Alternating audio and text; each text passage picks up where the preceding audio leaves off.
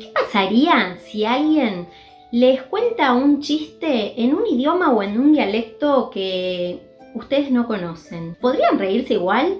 Esto es precisamente lo que le ha pasado a más de un autor cuando se ha encontrado con estos cuentos clásicos. Para que tuvieran más sentido o para que la audiencia tuviera una mejor experiencia al leerlos o escucharlos, era necesario darles una vuelta de tuerca. Es también un poco lo que le ha pasado a Disney mismo, con sus versiones suavizadas de los cuentos clásicos en el proceso de disneyificación, y que con el tiempo se ha ido actualizando para parecerse un poco más a aquellos originales que parecían haber quedado olvidados en el tiempo y el espacio.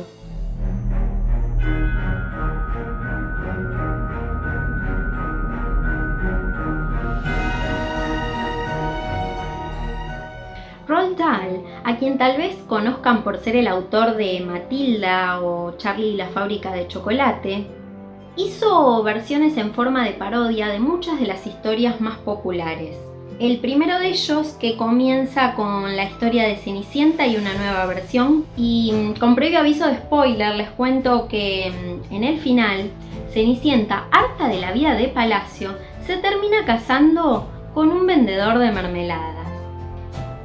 Otro cuento que hace referencia es el titulado La sirena y el capitán de María Elena Walsh, donde la historia de una sirena se traslada a los tiempos de la conquista de América y tenemos una sirena que es capaz de luchar contra los conquistadores solo con ayuda de algunos animales pertenecientes a su tierra.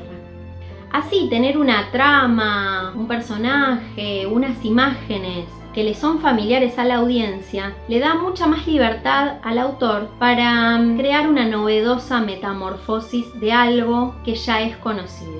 Este es el caso de los cuentos de hadas para adultos de la autora Angela Carter. En ellos encontramos sangre, sexo, muerte. Las protagonistas, que son todas mujeres, no son hadas y princesas, sino chicas malas, hechiceras, hasta parteras vengativas. En los cuentos de hadas feministas, un libro de la autora estadounidense Barbara Walker, tenemos una historia que hace referencia a la popular historia de los tres chanchitos, pero en ella encontramos a un jardinero misógino llamado Wolf, que entra en conflicto con tres hadas que tienen la tarea de pintar las flores de color rosa. En la película de 2020, Gretel y Hansel, dirigida por Oz Perkins y perteneciente al género terror, vemos ya desde el título una dinámica diferente en la historia. El hecho de que el nombre de Gretel esté antepuesto al de Hansel ya nos muestra que ella va a tener otro protagonismo y no va a estar todo el tiempo protegida por su hermano Hansel, sino que va a tener una actitud más independiente. Gretel aprende cosas que la bruja le enseña y es por eso que vemos una ambivalencia en el personaje de la bruja, que por un lado ama y respeta a Gretel, pero por otra parte no puede evitar querer destruirla. Es importante diferenciar que más allá de estas nuevas versiones, en aquellos textos en los que simplemente media una traducción, también puede haber un montón de variantes.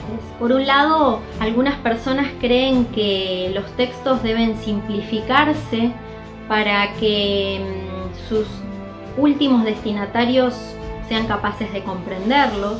Por otra parte, a veces se realizan desviaciones de los textos que llevan a la censura por no querer que aparezcan ciertas ideas o temas tabú. Ya sea en parodias, nuevas versiones o traducciones, estas historias que hemos venido explorando tienen la característica de instaurar un pacto ficcional entre la historia y la audiencia. Así es que cuando escuchamos la famosa fórmula "había una vez", somos completamente conscientes de que lo que vamos a escuchar no tiene pretensiones de verosimilitud.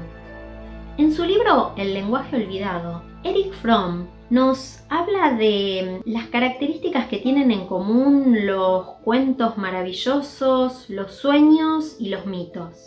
Los tres poseen un único lenguaje universal que elaboró la humanidad, igual para todas las culturas y para toda la historia. Un lenguaje que tiene su propia gramática y su sintaxis, que es preciso entender si se quiere conocer el significado de estas tres cosas. Fromm se refiere aquí al lenguaje simbólico, ese material del cual están hechos los cuentos maravillosos y los sueños, que habita en el espacio del inconsciente o preconsciente y que atraviesa culturas, tiempos, lugares. Es precisamente esa universalidad lo que nos fascina tanto de estas historias y nos deja perplejos frente a ellas. Esto es un poco lo que ha generado que estas historias pasen de una generación a otra a través de la azarosa historia de los pueblos y de su literatura anónima. Para terminar, vuelvo a las palabras de Angela Carter, quien nos dice que necesitamos averiguar cada vez más detalles sobre quiénes éramos para ser capaces de conjeturar quiénes podemos acabar siendo. Estoy segura de que parte de ello lo podemos encontrar al descubrir la verdad detrás de algunos de estos